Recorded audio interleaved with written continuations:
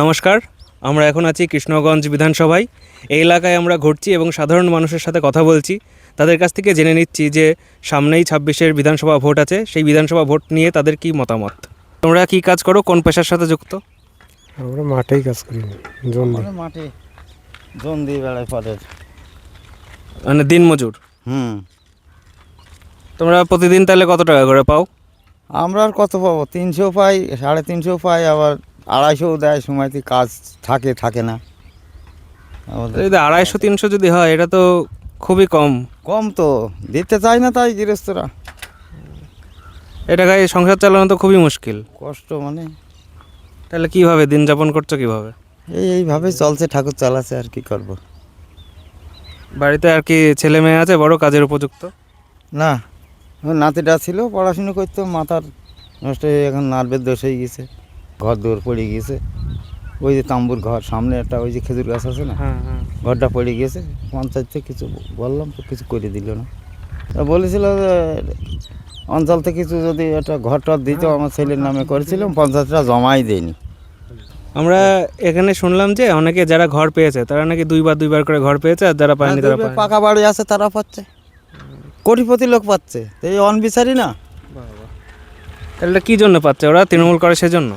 হ্যাঁ, অঞ্চলে গিয়ে আমার বাড়িওয়ালা অচল, শ্বাসকষ্ট, চলতে পারে না। আমিও তো সেই অবস্থা। আমার এই যে চন্দ্রপুরা সাপের নেগে 1-2 বছর ভুগছি।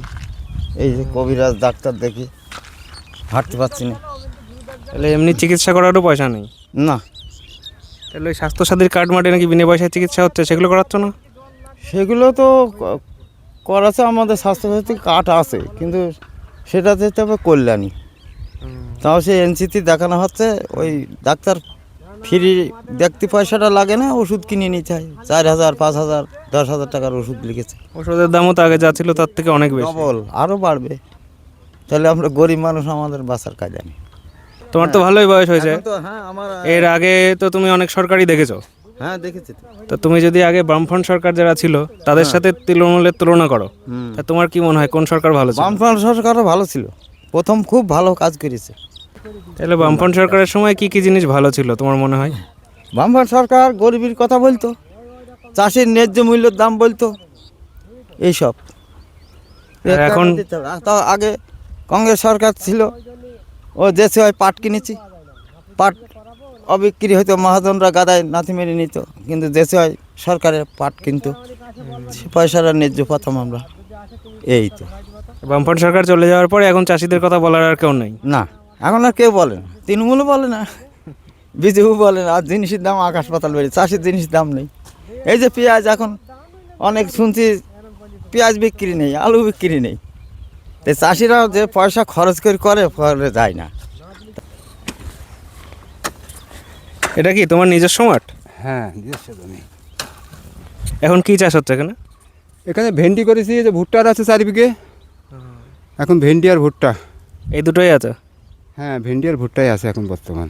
এর আগে কি ফসল ছিল? এর আগে ধান ছিল, ধান কেটে নিয়ে ভুট্টা করেছি, সবই ধান ছিল। কলা ধানের ছিল। ধানের দাম কেমন পেলা? ধানের দাম দিয়েছে 1,050 টাকা করে। মোটা ধান তো, মান্ডির দালালরা নিয়েছে, কারণ আমরা নিলি পারে সেটা মান্ডিরা নেয় না। ও সমস্যা আছে, একবার নিয়ে ও সব খুব ভোগান্তি করি, আর মান্ডিতে দিয়ে নিয়ে গো, ওই ওরাই বাড়িতে কিনে নিয়ে যায়, মান্ডিতে দেয়। তাহলে মান্ডি আর দালাল এরা সবাই এরাই খাচ্ছে মাঝখান এরাই থেকে? খাচ্ছে, এরাই আজকে না, বহুত দিন ধরেই খাচ্ছে। চাষিরা সরাসরি ধান মান্ডিতে দিতে পারে না, যেটা সত্যি কথা। দালালরাই ধান দেয়। আমি 1,050 টাকা করে বেচেছি, ওরা নিয়ে যে মান্ডিতে কত করে দিয়েছে তো ওরাই জানে। এই হলো ব্যাপার। তাহলে রাজ্য সরকার এগুলো দেখছে না?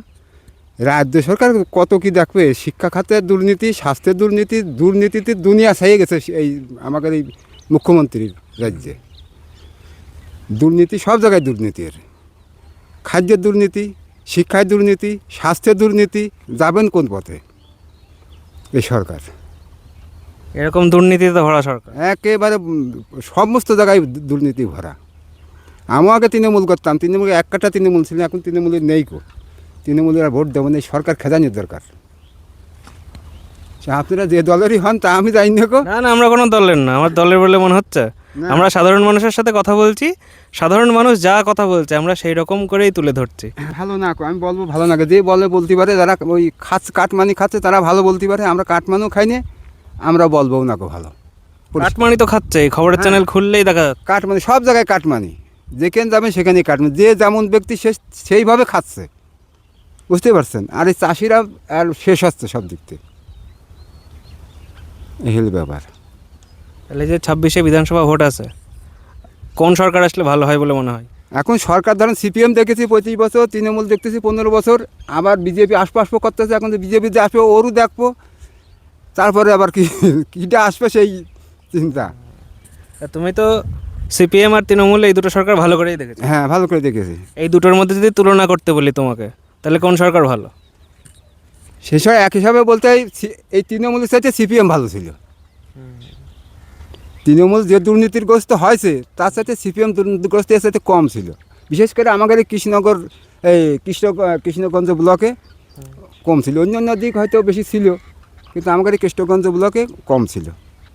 চাষি হিসাবে তোমার সরকারের কাছ থেকে প্রত্যাশা কি, যেই আসুক সরকারে? চাষি হিসেবে সরকার যেই আসবে চাষিদের জন্য একই অবস্থায় থাকবে, এর রদবদল হওয়া খুব কঠিন ব্যাপার, বুঝতে পারছেন। গুড় এপিট আর ওপিট, আমি যা করবো পরিষ্কার কথা, আমরা এখন বিজেপি করছে, বিজেপি আলো এইটাই হবে। আর মানুষ এখন চাচ্ছে বিজেপির, কিন্তু বিজেপি আলো এইটাই হবে। চাষিদের দুর্ভোগ, গরিব মানুষের দুর্ভোগ আর যাচ্ছে। না, এ যাবে না, যে আসুক, যে সরকারই আসুক, এটা যাবে না।